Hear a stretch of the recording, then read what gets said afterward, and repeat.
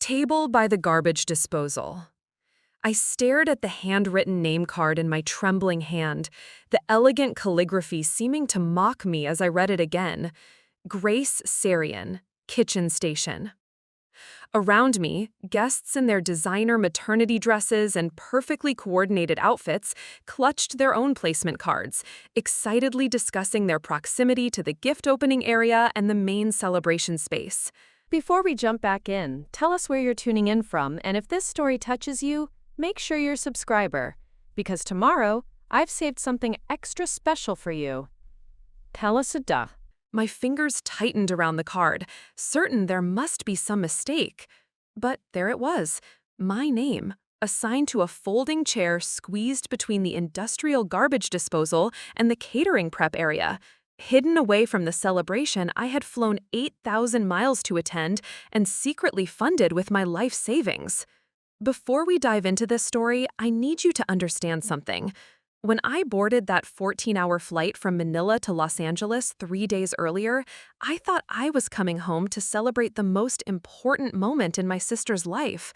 I thought my sacrifices, my generosity, my unwavering support over the years had earned me a place at her table. I was wrong. And when I discovered just how wrong I was, how little I meant to the family I had given everything for, something inside me snapped. This is the story of how I went from being the invisible sister, the reliable one, the eternal giver, to finally demanding the respect I should have had all along.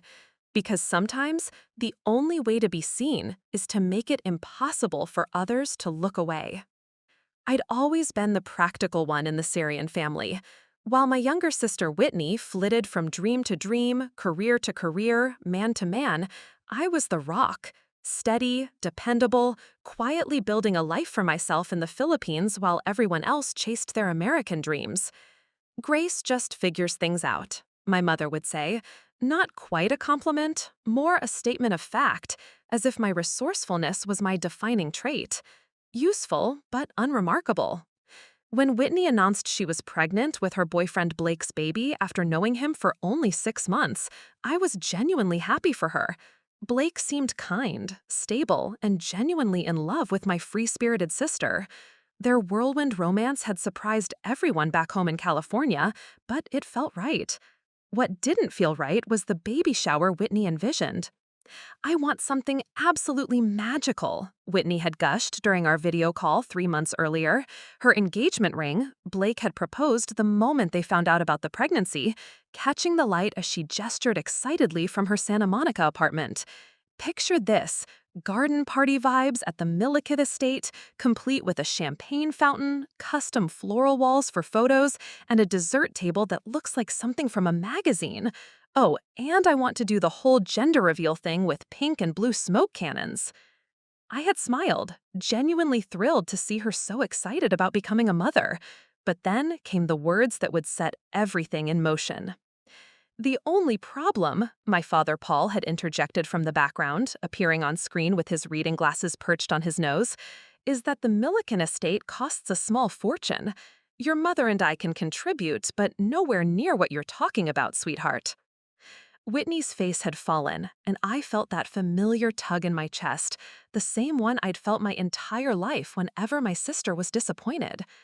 Before I could stop myself, I heard my own voice cutting through the silence. "I can help." The words hung in the air as everyone turned to look at me through the laptop screen. My mother, Gladys, appeared beside my father, her perfectly styled hair and skeptical expression filling the frame. "Grace, that's sweet," she had said, her tone suggesting I couldn't possibly have enough to make a difference. "But we're talking about tens of thousands of dollars. I know your little tutoring business is doing well, but—" What my family didn't know was that my little tutoring business had evolved into something much more substantial. What had started as English lessons for local business people had blossomed into a thriving educational consultancy. I was now helping Filipino families navigate the American college application process, connecting them with universities, managing their entire educational journey. I had quietly built something significant while they still thought of it as my hobby.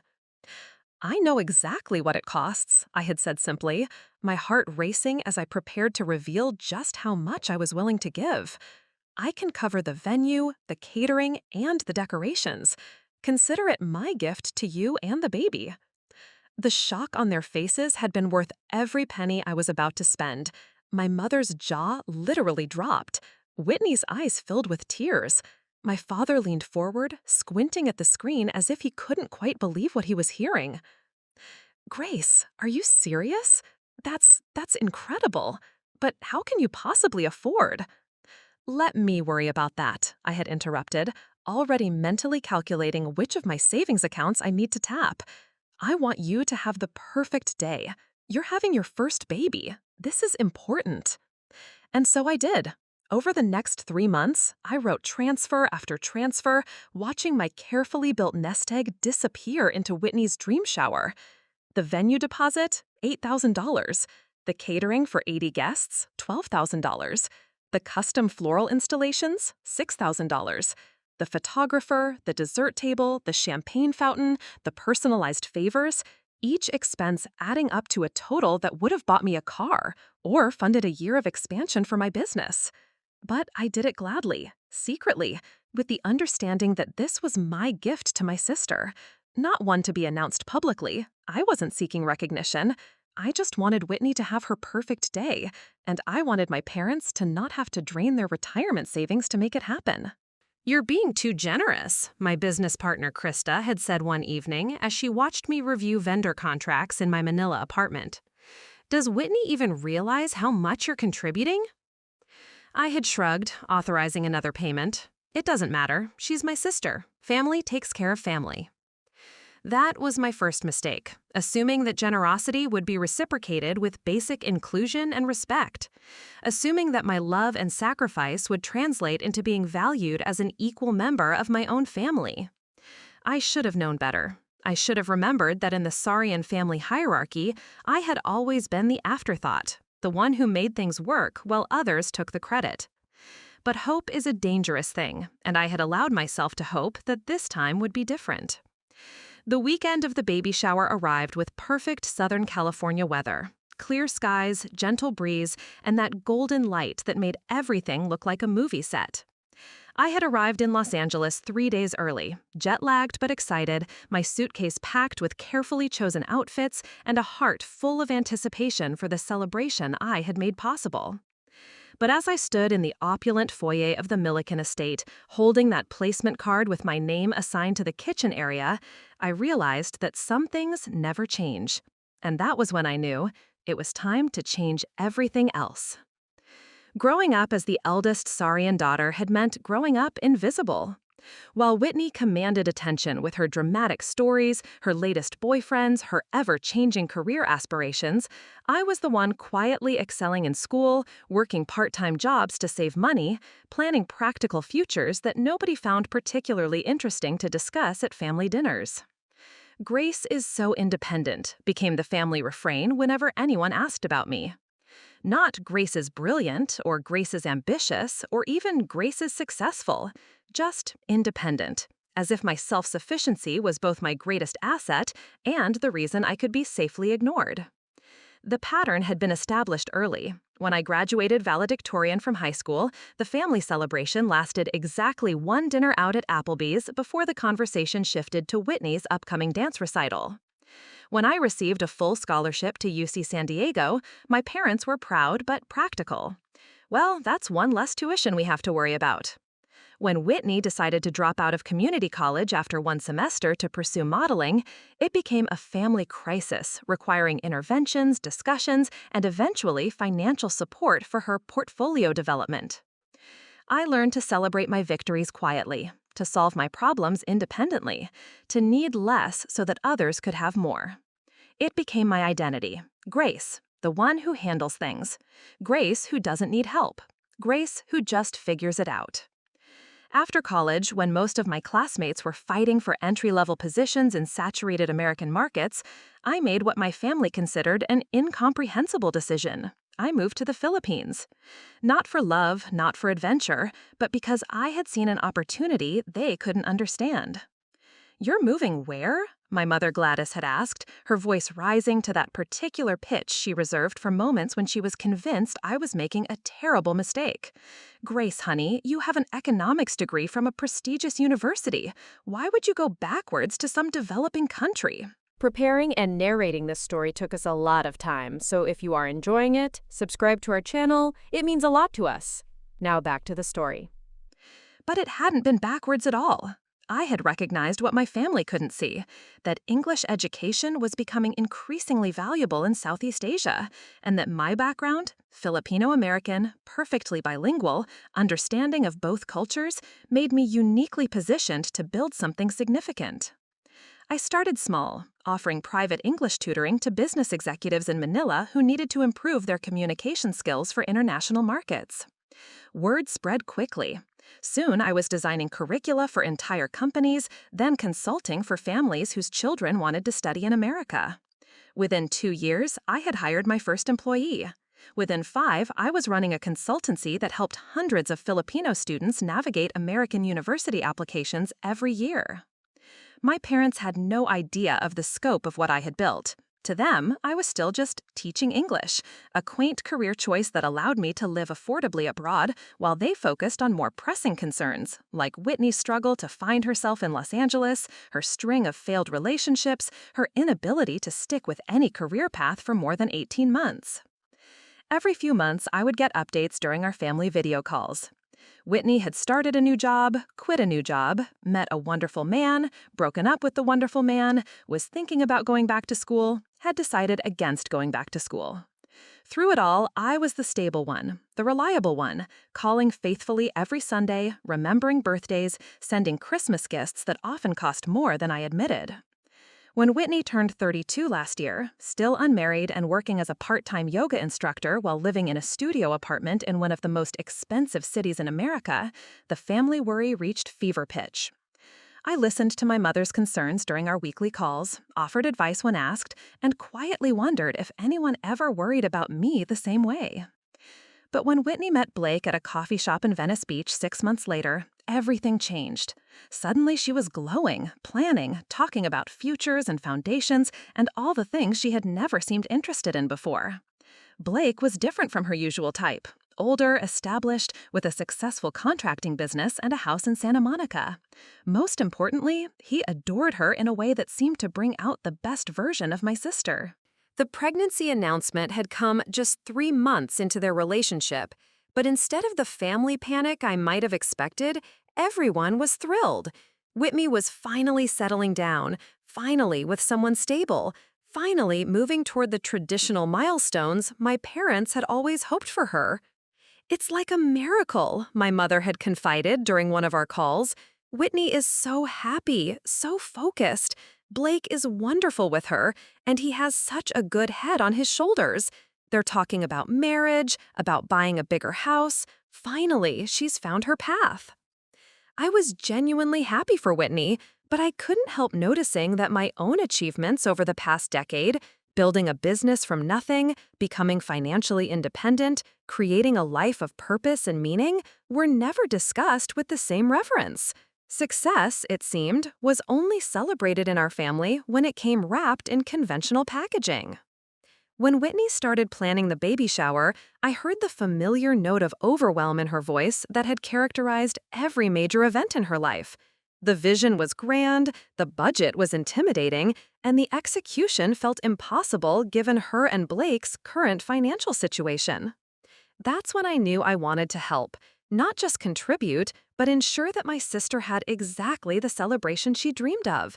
I had the resources, I had the ability, and most importantly, I loved her enough to want to give her this gift without expecting anything in return except the joy of seeing her happy.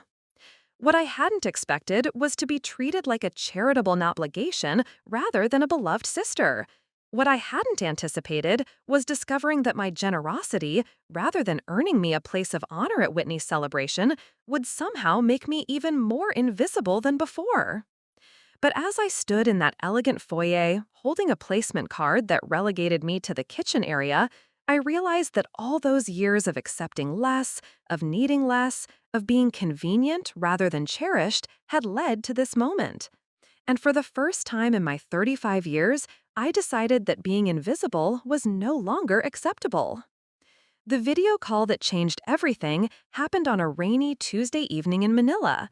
I had just finished reviewing applications for my latest batch of students when Whitney's face appeared on my laptop screen, glowing with an excitement I hadn't seen from her in years.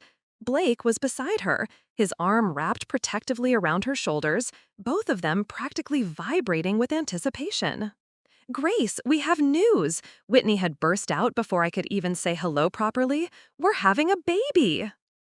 The announcement should have been purely joyful, and part of it was. Watching my sister's face light up as she talked about morning sickness and due dates and nursery themes filled me with genuine happiness. Whitney had always been searching for something, some sense of purpose or direction, and here she was, finally talking about the future with certainty and hope. But beneath my excitement lurked a familiar concern. Whitney had never been good with money, had never been able to see beyond the immediate want to the practical reality of making things happen. As she described her vision for announcing the pregnancy to our parents, I could already sense the storm clouds gathering. "We want to do something really special," she continued, her hands gesturing animatedly. "Not just a phone call or a text message. We're thinking about throwing this amazing party, maybe at one of those gorgeous venues in Malibu, and we'll do a whole gender reveal thing with cannons and—" "Whitney," Blake had interrupted gently, his practical nature clearly warring with his desire to give her everything she wanted. But Whitney was already shaking her head, her lower lip pushing out in the pout I had known since childhood. "Blake, this is our first baby. This is huge. I want our parents to remember this moment forever. I want photos we can show our child someday. I want it to be perfect." That's when my father, Paul, appeared in the background of their call, having overheard the conversation from the kitchen of their small apartment. His face wore the expression I knew all too well, love for Whitney mixed with concern about her expectations versus reality. "Sweetheart," he said, settling into view of the camera, "your mother and I are absolutely thrilled about the baby. You know we'll support you however we can. But those kinds of venues, the catering, the photographers you're talking about, that's going to run into serious money." Whitney's face crumpled slightly, and I felt my heart clench. "I know, Dad. I've waited so long for this. I'm 32 years old, and this is my first baby, maybe my only baby. I want it to be special." "It will be special," my mother's voice came from off-screen, and then she appeared beside my father, her perfectly arranged hair and concerned expression filling the frame. "We can have a lovely celebration. Maybe we can have it at the house, in the backyard. I can make your favorite foods. We can decorate with some flowers from the garden." "Mom, no offense, but your backyard can barely fit 12 people," Whitney said, her voice taking on that edge of disappointment that I recognized from 1,000 childhood discussions about birthday parties and Christmas gifts that never quite measured up to her imagination. "I'm talking about something elegant, something worthy of this moment." I watched the familiar dance play out on my screen. Whitney's dreams expanding beyond practical limits, my parents trying to balance love with financial reality, Blake looking increasingly uncomfortable as the conversation spiraled. This was the dynamic that had defined my family for as long as I could remember. Whitney wanting more than was feasible, everyone else scrambling to figure out how to make it work. That's when the number came out. "The venue I'm looking at is $12,000 just for the space rental," Whitney said, her voice growing smaller as she spoke. "And that's before catering, flowers, photography, invitations. Blake and I ran some estimates, and we're looking at maybe $30,000 for what I really want." The silence that followed was deafening. Even through the video call, I could feel the weight of that number settling over my family like a heavy blanket. $30,000 was more than my father made in 6 months at his job managing a small auto parts store. It was more than my parents had spent on Whitney's entire college education, brief as it had been. "Honey," my mother said carefully, "that's just not possible right now. Maybe we could look at some less expensive options. There are community centers that rent out their event spaces, or—" "Community centers?" Whitney's voice rose to that particular pitch that signaled an impending meltdown. Mom, I'm not having my baby announcement at a community center next to the senior citizens bingo night. Blake shifted uncomfortably, and I could see him struggling with the impossible position of wanting to give Whitney everything while knowing their own financial limitations. His contracting business was doing well, but they were saving for a house, for the baby's needs, for all the practical expenses that Whitney seemed to forget existed when she was focused on creating perfect moments. We could contribute something, Blake said quietly, but not anywhere near that much. And with the baby coming, we really need to be careful about spending. That's when Whitney started crying, and my father got that helpless look he always wore when one of his daughters was upset, and my mother began trying to negotiate between dream and reality in that tone that suggested the whole situation was somehow unreasonable when Whitney's desires were always perfectly valid, just impractical. And that's when I heard my own voice cutting through the chaos. I'll do it. The crying stopped, the negotiating stopped. Everyone turned to look at me through their respective screens. I'll cover the venue, I continued, my heart racing as I realized what I was offering. The catering, the flowers, the photographer, all of it. Consider it my gift to you and the baby. The explosion of shock, gratitude, and questions that followed would have been overwhelming if I hadn't been so focused on Whitney's face. For the first time in the entire conversation, she looked truly happy. Not disappointed, not frustrated, not trying to manage competing desires and limitations, just purely, completely happy. And in that moment, $30,000 felt like the smallest price in the world to pay for my sister's joy. What followed my offer was 3 months of the most intense event planning I had ever undertaken, conducted entirely from 8,000 miles away with nothing but video calls, wire transfers, and an increasingly complex spreadsheet that tracked every detail of Whitney's dream baby shower. The irony wasn't lost on me that I was orchestrating an elaborate American celebration from my apartment in Makati, staying up until 2 a.m. for vendor calls that aligned with Los Angeles business hours, researching floral arrangements and catering menus for a party I wasn't even certain I'd be able to attend until I could arrange time away from my business. "Grace, you're a miracle worker," Whitney would gush during our daily check-ins, her excitement growing with each confirmed detail. "The venue coordinator says the garden area is going to look like something from a magazine. And the dessert table. Did you see the photos the baker sent? It's like a work of art." I had seen the photos. I had approved every design, negotiated every contract, wired every deposit. The Milliken Estates Garden Pavilion would be transformed into a wonderland of blush pink and sage green, with cascading floral installations that cost more than most people's monthly rent. The catering menu featured items I had to Google to understand, curated by a chef who typically worked celebrity events in Beverly Hills. But as the planning progressed, I began to notice a troubling pattern. The more involved I became in creating Whitney's perfect day, the less involved I seemed to become in the actual celebration itself. It started with the guest list discussions. "We're trying to keep it intimate," Whitney explained during one of our calls, though the final count had somehow grown to 85 people. Close family, Blake's family, my closest friends from work, a few of the yoga instructor training girls, some of Blake's business associates who've become friends. I listened to her rattle off names, many of whom I didn't recognize, people who had entered Whitney's life in the 6 months since she'd met Blake. Meanwhile, names that I thought would be obvious inclusions, like Krista, my business partner who had known Whitney since our college days, or even some of our extended family members who had stayed in touch with me over the years, were notably absent. "What about the Hahn cousins?" I asked carefully. "Aunt Gladys mentioned that they'd love to celebrate with you." Whitney's pause was telling. "Oh, well, you know how it is. Space is limited, and they don't really know Blake yet. We wanted to keep it to people who are really part of our current lives." Current lives. The phrase stung more than I cared to admit, as if my life in the Philippines had somehow made me less relevant to my sister's important moments, despite the fact that I was literally funding this particular important moment.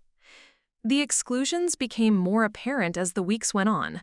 Whitney would mention inside jokes with her yoga friends, weekend getaways with Blake's social circle, dinner parties at houses I'd never seen with people I'd never met. Somewhere in the process of building her new life, she had constructed a social world that felt increasingly foreign to me.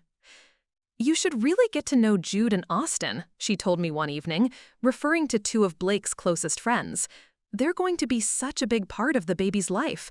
Jude is going to be the godfather, and Austin's wife is planning the most amazing diaper cake for the gift table."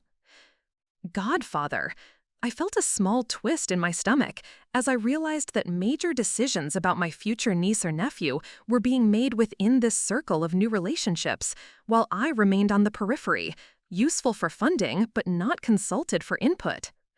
The planning calls began to feel different too. What had initially been collaborative discussions about Whitney's vision gradually shifted into status updates, where my role was to confirm that vendors had been paid and details had been executed. Whitney would describe her excitement about elements I had researched and arranged, but increasingly as if they were gifts from Blake or surprises orchestrated by her friends. "Blake found the most amazing photographer," she told me one afternoon, despite the fact that I had interviewed 6 different photographers before selecting the one whose portfolio best matched her stated preferences. And his friend Austin's wife recommended the most perfect caterer. Everything is just falling into place so perfectly.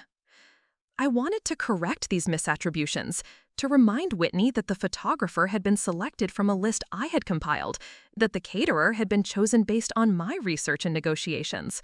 But something held me back, perhaps the same instinct that had kept me quiet during childhood, when Whitney would retell stories of our shared experiences with herself as the sole protagonist.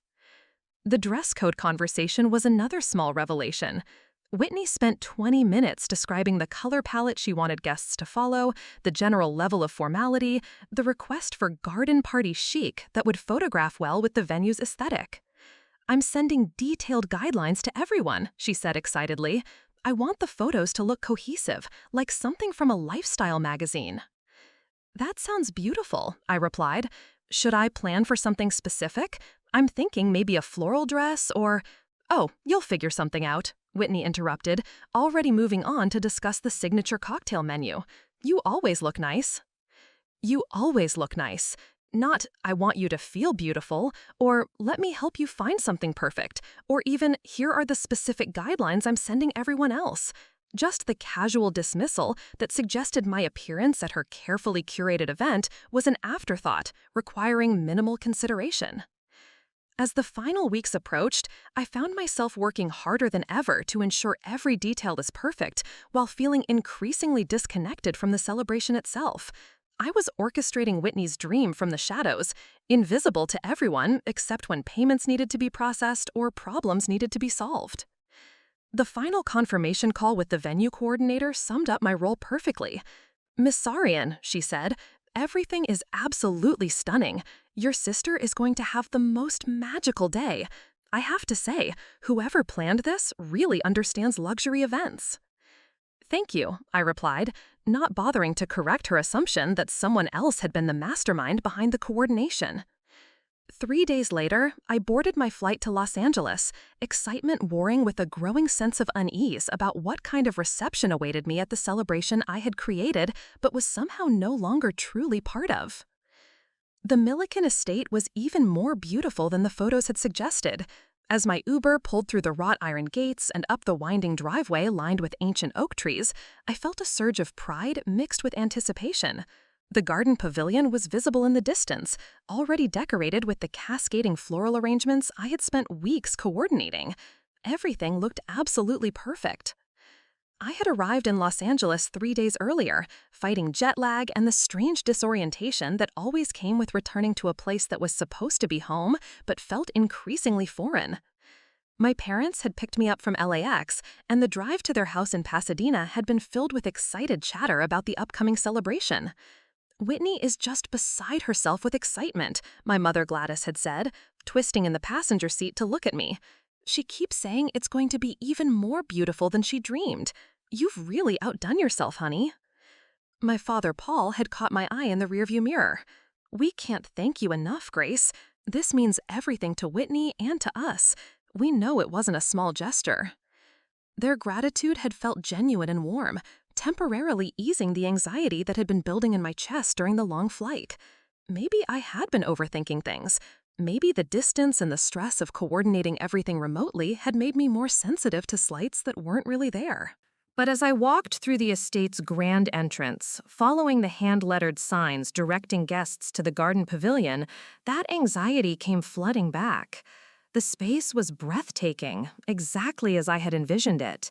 Blush pink and sage green florals created an enchanted garden atmosphere, with delicate lighting and elegant table settings that looked like they belonged in a luxury wedding magazine. Other guests were already arriving, and I could see Whitney near the gift table, glowing in a flowing midi dress that perfectly complemented the color scheme.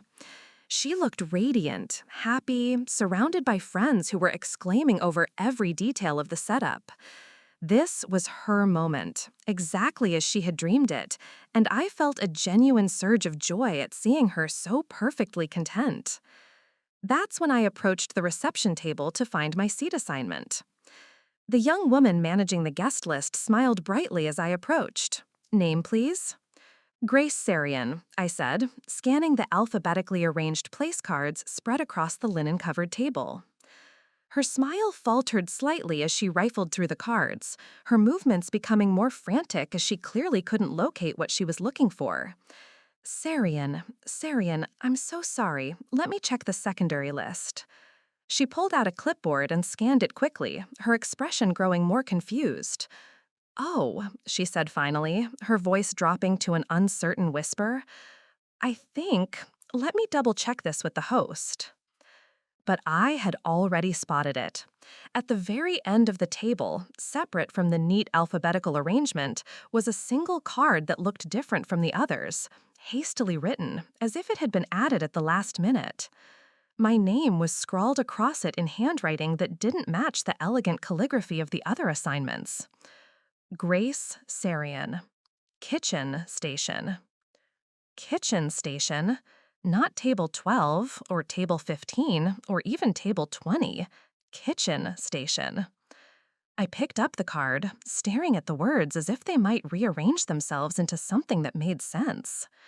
Around me, other guests continued collecting their assignments, chatting excitedly about their table placements, comparing notes about who they'd be sitting with for the celebration. "Ma'am," the reception coordinator was back, looking increasingly uncomfortable. "I'm so sorry about the confusion. Let me just verify with..."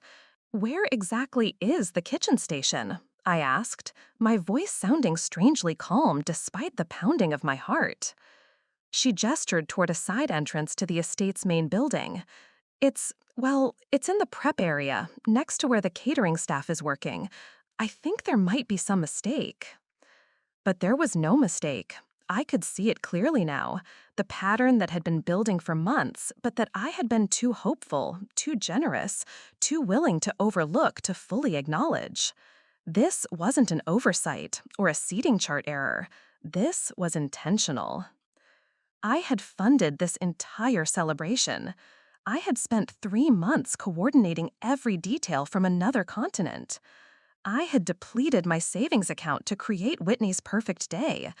And in return, I had been assigned to sit in the kitchen area, out of sight of the main celebration, away from the family photos and the gift opening, and the moments that would become treasured memories. The kitchen station. Like hired help. Like someone who didn't quite belong with the real guests, but couldn't be completely excluded either. As the reality of my placement sank in, I felt something fundamental shift inside me. All those years of accepting less, of being grateful for scraps of attention, of convincing myself that my worth lay in what I could provide rather than who I was, it had led to this moment. My own sister, at the celebration I had made possible, had literally relegated me to the kitchen. I stood frozen for what felt like an eternity, the placement card trembling in my hand as the reality of the situation crystallized around me. Other guests continued to flow past, collecting their assignments and moving toward the beautifully decorated garden area where cocktails were being served. The sounds of laughter and excited conversation drifted through the air, a soundtrack to what should have been one of the happiest days of my family's life. But all I could focus on was the hastily scrawled kitchen station and what it represented. This wasn't just about where I would sit for lunch. This was about how I was valued, how I was seen, how $30,000 of my money and 3 months of my time had somehow earned me a place next to the garbage disposal, while strangers occupied the tables I had paid for. Grace? Whitney's voice cut through my paralysis. I looked up to see her approaching with a group of women I didn't recognize, all of them holding champagne flutes and wearing the kind of designer dresses that cost more than most people made in a month. She threw her arms around me in an enthusiastic hug, and for a moment I caught a whiff of her expensive perfume mixed with the floral arrangements I had selected. Everything about this moment should have been perfect. My sister, radiant and happy, surrounded by beauty that I had helped create, celebrating the new life growing inside her. Instead, I felt like I was watching the scene from underwater, everything muffled and distorted by the crushing realization of my own irrelevance. "It's beautiful," I managed, my voice sounding distant even to my own ears. "Absolutely beautiful." "Ladies, this is my sister Grace, the one I told you about who lives in the Philippines," Whitney said, turning to her companions. "Grace, these are my friends from the prenatal yoga class, Krista, Ashley, and Morgan." Not Grace, who made all of this possible, or Grace, who flew here just for today, or even Grace, my amazing sister who I'm so grateful for. Just the one who lives in the Philippines, as if my geographic location was the most relevant thing about me. The women smiled politely and made brief small talk about my flight and how different Los Angeles must be from Manila, but I could see their attention already drifting back toward the celebration. They had places to be, tables to find, a party to enjoy. I was just an introduction, a brief obligation before they could return to the real festivities. "Grace, did you get your seating assignment?" Whitney asked, glancing toward the reception table. "I think there might have been some confusion with the final head count." Confusion? As if my placement had been some sort of clerical error rather than a deliberate choice? I held up the card, watching Whitney's face carefully as she read it. I was looking for shock, embarrassment, an immediate move to correct what was obviously a mistake. Instead, I saw something flicker across her expression, not surprise, but discomfort. The look of someone who had hoped an awkward situation would resolve itself without requiring direct confrontation. "Oh," she said, her voice slightly higher than normal. Well, you know how it is with these venues. Space is always tight, and we had to accommodate Blake's business associates and all the important family friends." Important family friends? The words hit like a physical blow. I wasn't an important family friend. I was family, or at least I thought I was. But apparently, being family wasn't enough to earn me a seat in the same room as the celebration I had funded. "Whitney," I said quietly, my voice cutting through the background chatter, "I need to ask you something, and I need you to be honest with me." The women from her yoga class exchanged glances, sensing tension, and began to drift away with murmured excuses about checking out the gift table. Whitney watched them go, then turned back to me with that familiar expression she wore when she was about to try to smooth over something she didn't want to deal with directly. "Grace, please don't make this complicated," she said, lowering her voice. "Everything is perfect. Everyone is having such a wonderful time. Can't we just... Did you put me in the kitchen because you're embarrassed by me?" The question came out more directly than I had intended, but once it was spoken, it hung in the air between us like a challenge. Whitney's face flushed, and she glanced around nervously to make sure no one else could hear us. "That's not, Grace. You're being dramatic. It's just seating arrangements." "Seating arrangements that put me next to the garbage disposal while strangers sit at tables I paid for?" My voice was still quiet, but there was steel in it now. "Whitney, I spent $30,000 on this party. I coordinated every detail for 3 months. I flew 8,000 miles to be here. And you put me in the kitchen? Grace, please, Whitney whispered, looking genuinely panicked now. People are starting to stare. Can we talk about this later? But I was done talking about things later. I was done being convenient, done being useful, done being invisible. No, I said, my voice growing stronger. We're going to talk about this right now. Whitney's eyes darted around the garden pavilion, clearly calculating how to minimize the scene she could see building. Grace, please, not here, not today. This is supposed to be perfect. Perfect? The word that had driven every decision, every expense, every sleepless night I had spent coordinating this celebration from halfway around the world. Perfect for everyone except me, apparently. Perfect, I repeated, my voice carrying more clearly now. Several nearby guests had begun to notice our conversation, their polite party chatter quieting as they sensed drama unfolding. Whitney, I want you to explain to me how seating your sister in the kitchen makes this day perfect. You don't understand, Whitney said, her voice dropping to an urgent whisper. Blake's business partners are here, people from his company, important connections for our future. And some of you've been living in Asia for so long, and your style is just different now. I didn't want anyone to get the wrong impression about our family. The words hit me like a slap. There it was, finally spoken aloud, the real reason for my kitchen placement. I wasn't embarrassing because of anything I had done or said. I was embarrassing because of who I had become, because I no longer fit the polished Los Angeles aesthetic that Whitney wanted to project to her new social circle. I looked down at myself, seeing my outfit through Whitney's eyes for the first time. I had chosen a beautiful floral dress that I loved, purchased from a boutique in Manila that specialized in elegant Filipino designers. It was sophisticated, well-made, appropriate for the occasion. But it wasn't the uniform designer wear that Whitney's friends were sporting. It didn't scream expensive American brands or trendy West Coast styling. So you're ashamed of me, I said, no longer bothering to keep my voice down. You took my money, my time, my effort to create your perfect day, but you're ashamed to have me as part of it? That's not Grace, you're twisting this. Am I? I interrupted, my voice growing stronger as anger replaced hurt. Whitney, I want you to think very carefully about what you're saying. You think I'm too different, too foreign-looking, too much of an embarrassment to sit with your important friends at a party I paid for? Blake appeared at Whitney's side, clearly having been summoned by someone who recognized that damage control was needed. Hey, Grace, welcome back to California. Everything looks incredible, doesn't it? Whitney's been so excited about today.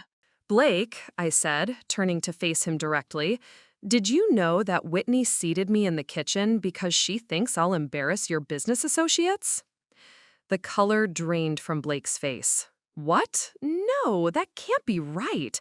There must be some mistake with the seating chart. There's no mistake, I said clearly, holding up the placement card so he could read it. Kitchen station. That's where your fiancé thinks her sister belongs at a party she funded. Blake's expression shifted from confusion to shock to something approaching anger as he looked between the card and Whitney. Whitney, what the hell is this? Blake, please, you don't understand the whole situation. Then explain it to me, Blake said, his voice tight with controlled emotion. Explain to me why Grace is assigned to eat in the kitchen at our baby shower. A small crowd had gathered now, pretending to admire the nearby floral arrangements while obviously listening to our conversation. I could see my parents across the garden beginning to notice that something was wrong and starting to make their way toward us. Whitney's face was flushed with embarrassment and panic. It's not what it sounds like. The seating was just complicated, and we had limited space, and you decided your sister was less important than business acquaintances you've known for 6 months? Blake's voice was getting louder, his usual calm demeanor cracking. Whitney, do you have any idea how this sounds? Blake, you're making this worse. No, I said, my voice cutting through their argument with sudden clarity. I'm making this worse by staying quiet about it. I'm making this worse by accepting treatment I would never tolerate from anyone else just because you're family. I turned to address not just Whitney and Blake, but the growing circle of guests who were now openly watching our confrontation. My voice carried clearly across the garden pavilion, reaching tables where people were setting down their champagne glasses to better hear what was happening. I want everyone to understand something, I said, my hands steady despite my racing heart. I funded this entire celebration. The venue, the catering, the flowers, the photographer, all of it. $30,000 of my own money because I wanted my sister to have the perfect baby shower. Gasps rippled through the crowd. Blake's face went white with shock. My parents, who had just reached the edge of our group, stopped in their tracks. And in return, I continued, I was seated in the kitchen because Whitney was worried that having me at a proper table might embarrass her in front of people she wants to impress. The silence that followed was deafening. Even the catering staff seemed to pause, sensing the gravity of what was being revealed. Whitney's face crumpled. Grace, please, you're ruining everything. No, I said firmly, you already did that. The silence that followed my revelation felt endless. 85 guests stood frozen in tableau, champagne glasses suspended halfway to lips, conversations cut off mid-sentence, all eyes fixed on the dramatic scene unfolding in the center of what was supposed to be a perfect celebration. Blake was the first to break the spell. $30,000? He repeated, his voice hollow with disbelief. Whitney, you told me your parents were covering the costs we couldn't handle? Whitney's carefully applied makeup was beginning to streak as tears formed in her eyes. Blake, I can explain. Explain what? My father's voice cut through the tension as he and my mother finally reached our group, both of them looking stricken. Grace, what's going on here? What's going on? I said, surprised by how steady my voice sounded despite the tremor in my hands, is that I've just realized exactly what my place is in this family. My mother's eyes fell on the placement card, still clutched in my hand, and I watched her face go through a series of expressions: confusion, realization, and then something that looked like shame. Oh, Grace, she whispered. Did you know? I asked her directly. Did you know Whitney put me in the kitchen? My mother's silence was answer enough. The guilt written across her face told me that not only had she known, but she had probably been part of the decision-making process. We thought it would be easier, my mother said quietly, glancing around at the sea of staring faces. Easier for who? I demanded. Easier for Whitney to pretend her embarrassing foreign sister doesn't exist? Easier for you to not have to acknowledge that I'm the one who made this whole party possible? Grace, honey, please lower your voice, my mother pleaded, her eyes darting toward Blake's business associates who were watching our family drama unfold with obvious fascination. No, Mom, I'm done lowering my voice. I'm done making myself smaller so everyone else can be comfortable. Blake had been staring at Whitney throughout this exchange, and when he spoke again, his voice was barely controlled. Whitney, is this true? Did Grace really pay for all of this? Whitney looked like she wanted to disappear into the ground. Blake, it's not that simple. It's exactly that simple, I interrupted. I paid for the venue. I paid for the catering. I paid for every flower, every decoration, every single detail of this celebration. And I did it because I love my sister and wanted her to have everything she dreamed of. But apparently, I continued, my voice growing stronger, that love doesn't go both ways. Because when it came time to decide where the sister who funded everything should sit in the kitchen, Whitney decided I belonged with the hired help.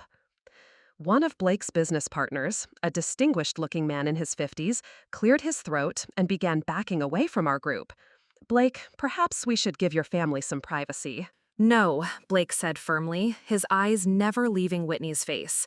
I think everyone here deserves to understand what's happening.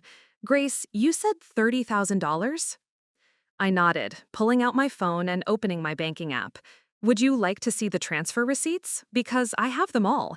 Every vendor payment, every deposit, every expense for this celebration you thought your business associates were so important to impress. Blake's face had gone from white to a deep red.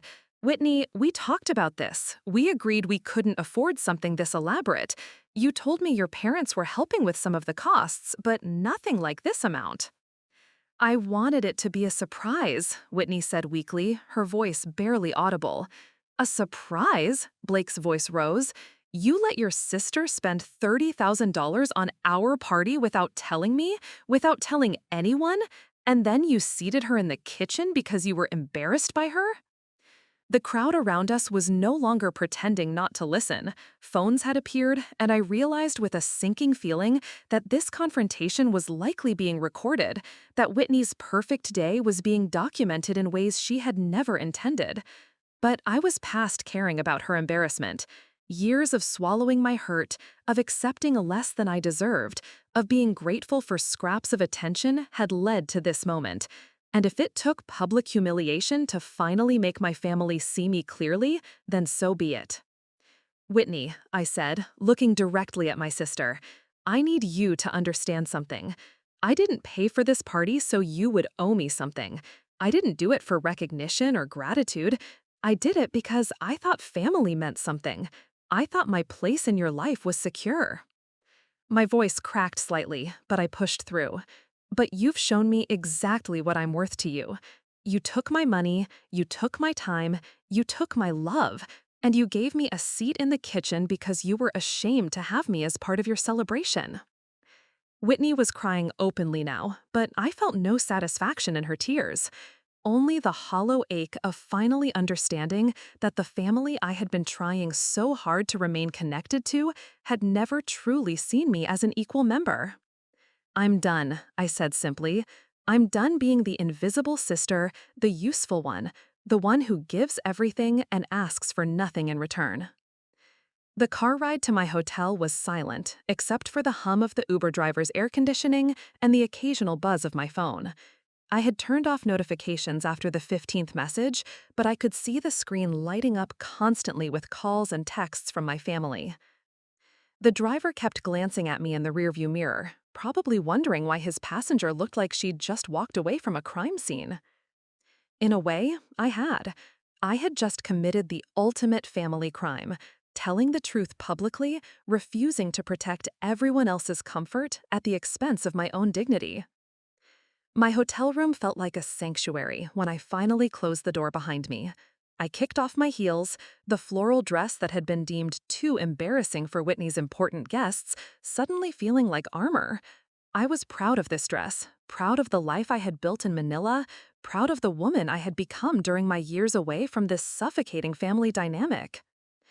I was staring out the window at the Los Angeles skyline when my phone rang. Not a text this time, but an actual call. Blake's name appeared on the screen. I hesitated before answering. Hello, Blake. Grace? His voice sounded exhausted.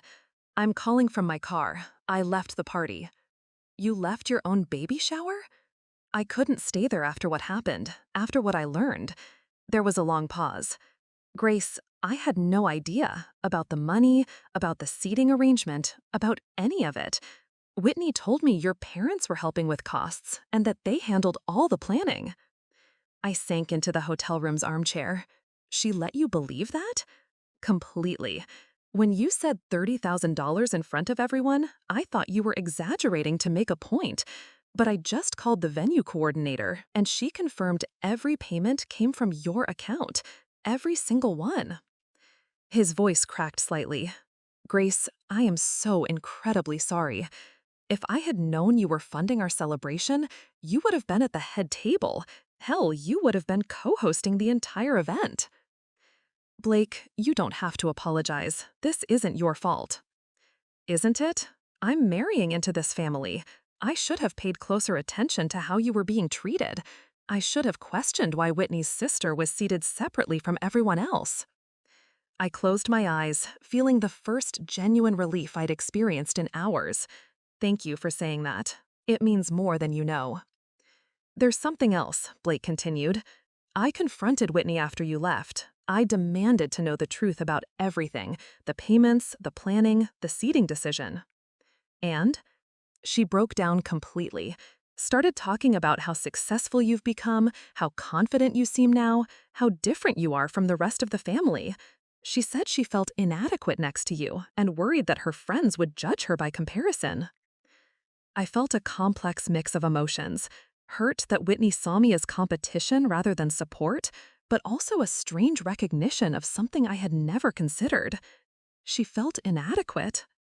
Grace, she's intimidated by you, by what you've accomplished, by how independent you are. She said she's been feeling like a failure compared to you for years, and having you at the main celebration would have highlighted everything she thinks she lacks. The irony was staggering. All these years, I had felt invisible and undervalued, while Whitney had apparently been feeling overshadowed and insecure. We had been locked in a cycle of misunderstanding that had hurt both of us. That doesn't excuse what she did, I said finally. No, it doesn't. Nothing excuses treating you like that, especially after everything you did for us. 2 hours after Blake's call, I was sitting on my hotel bed with room service spread across the covers, Thai takeout that reminded me of the street food markets in Manila, a small comfort in the chaos of the day. My phone had finally stopped buzzing constantly, though I could see dozens of unread messages waiting for me when I was ready to face them. For the first time in years, maybe decades, I felt completely alone with my thoughts. No family obligations pulling at me, no one else's crisis demanding my immediate attention, no need to manage anyone's emotions but my own. It should have felt lonely, but instead, it felt liberating. There was a knock at my door. Through the peephole, I saw my father standing in the hallway, looking older and more uncertain than I had ever seen him. He was still wearing his party clothes, though his tie was loosened and his usually perfect hair was disheveled. "Dad," I said, opening the door, "how did you find me?" "Your Uber driver was a talker," he said with a weak smile. "Mind if I come in?" I stepped aside, and he entered the room slowly, taking in the scene. The rumpled dress I had changed out of, the takeout containers, the general atmosphere of someone who had just blown up their entire family dynamic and was processing the aftermath. "Hell of a day," he said, settling into the room's single armchair. "That's one way to put it." We sat in silence for a moment, and I realized this might be the first time in my adult life that my father and I had been alone together without some specific family task or obligation to discuss. "I owe you an apology, Grace," he said finally. "A big one." I set down my chopsticks, giving him my full attention. "I knew about the seating arrangement," he continued. "Your mother told me Whitney was concerned about how things would look, and I said nothing. I let it happen because it seemed easier than confronting the real problem." "Which is?" He ran his hands through his graying hair. "Which is that somewhere along the way, your mother and I stopped seeing you clearly.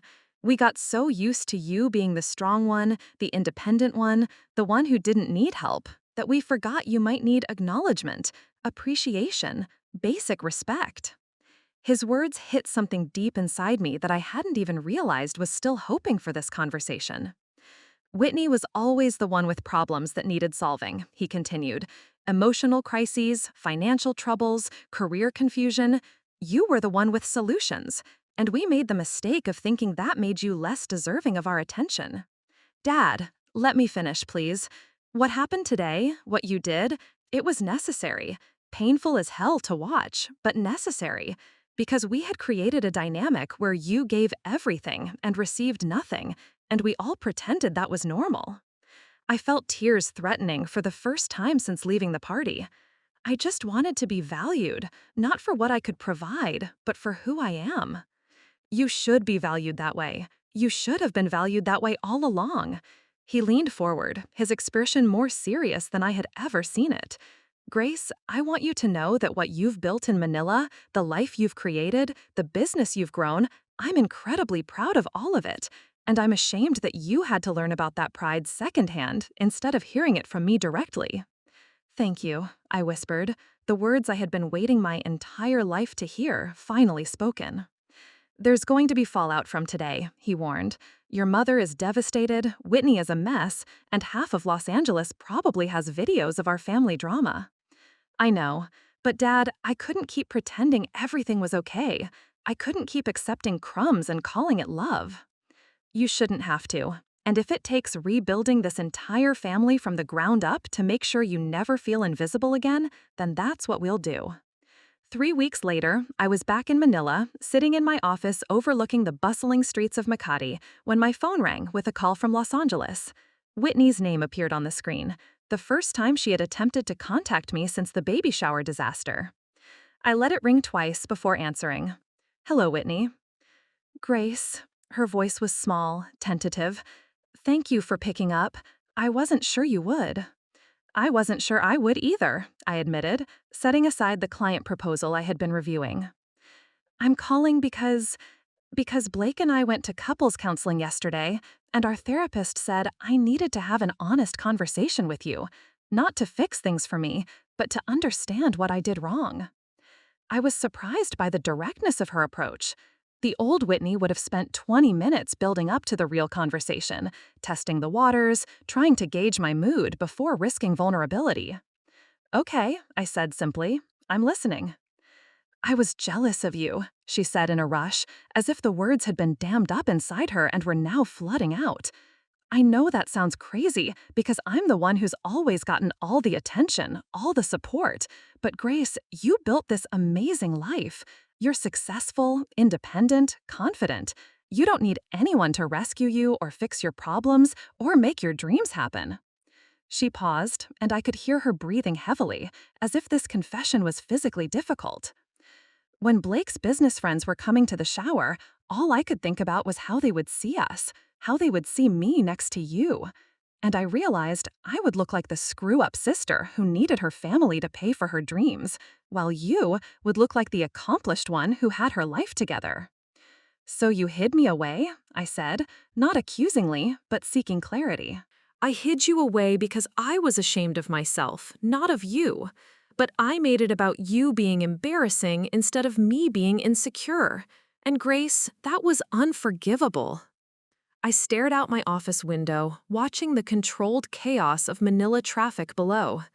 Whitney, do you understand what it felt like to discover that my own sister was ashamed to have me at her celebration? After I had spent 3 months and $30,000 making sure it was perfect? "I'm beginning," she whispered. "The therapist asked me to imagine if the situation were reversed. If I had funded your wedding and then found out you seated me in the kitchen because you were worried I would embarrass you in front of people you wanted to impress. And I couldn't even finish the visualization without crying. Grace, I am so incredibly sorry. Not just for the seating, but for taking your money without acknowledging what it meant, for taking your time and effort for granted, for making you feel invisible when you should have been celebrated." This was different from the panicked apologies at the party. This felt considered, genuine, like she had spent real time understanding the impact of her choices.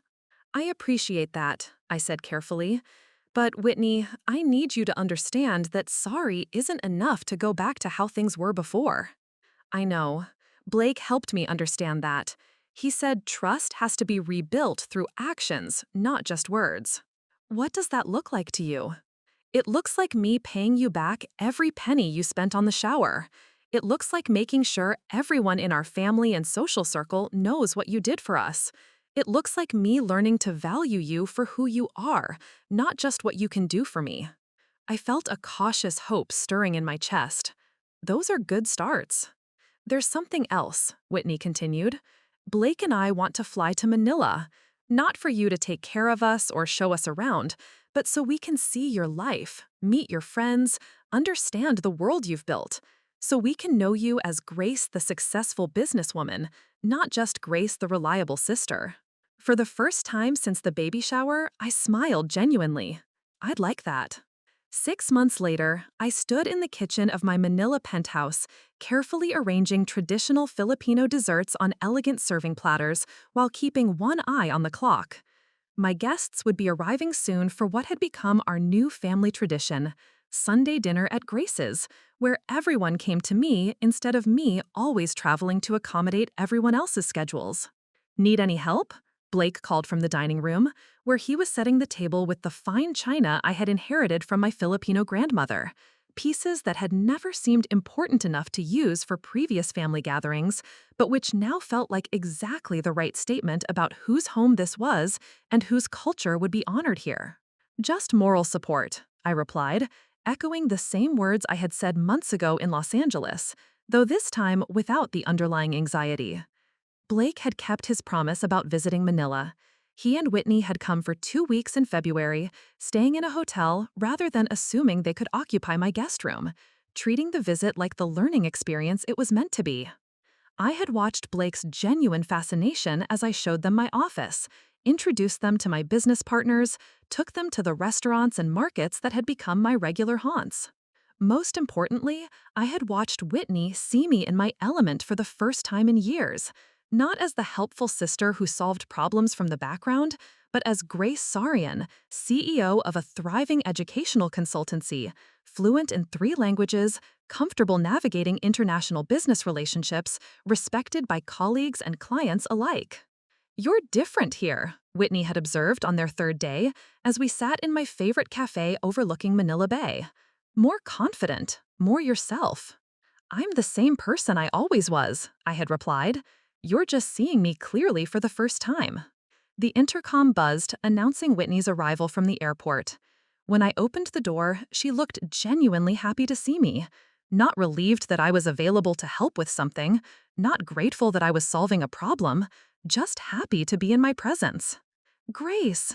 She hugged me tightly, and I caught the familiar scent of her perfume mixed with airplane air and the faint stress sweat that always accompanied her international flights. "I missed you so much." "I missed you too," I said, surprised to realize how much I meant it. As we settled around my dining table, Blake, Whitney, Krista, who had become not just my business partner but my chosen family, and Paul, who had made the trip despite his age because he said he needed to see where his successful daughter had built her life, I felt a deep sense of completion. This wasn't the family dynamic I had grown up with, where I gave everything and received scraps in return. This was something new, something intentionally constructed based on mutual respect and genuine appreciation for who each of us actually was. "Before we eat," Whitney said, raising her glass of wine, "I want to say something." Everyone turned to look at her, and I felt a familiar flutter of anxiety about what public declaration might be coming. 6 months ago, I almost lost my sister because I was too insecure and selfish to treat her with the respect she deserved. Grace flew 8,000 miles to celebrate our baby, funded our entire shower, and I repaid her by literally hiding her in the kitchen because I was worried about what other people would think. She looked directly at me, her eyes bright with unshed tears. "I will spend the rest of my life making sure that never happens again. Not just apologizing for it, but actively making sure you know how valued you are, how proud I am to call you my sister, and how grateful I am that you didn't give up on our family, even when we gave you every reason to." "To Grace," Blake added, raising his own glass, "who taught us all that love without respect isn't really love at all." "To new beginnings," my father said, his voice thick with emotion. "To taking up space," Krista added with a grin, referencing countless conversations we had about my journey toward claiming my worth. As glasses clinked around my table, in my home, surrounded by people who finally saw me clearly, I realized that sometimes the most powerful thing you can do is refuse to accept less than you deserve. Sometimes you have to create a scene, flip the table, and walk away before anyone realizes how much they need you in their lives. And sometimes, if you're very lucky, they follow you to the other side of the world to prove they've learned the lesson.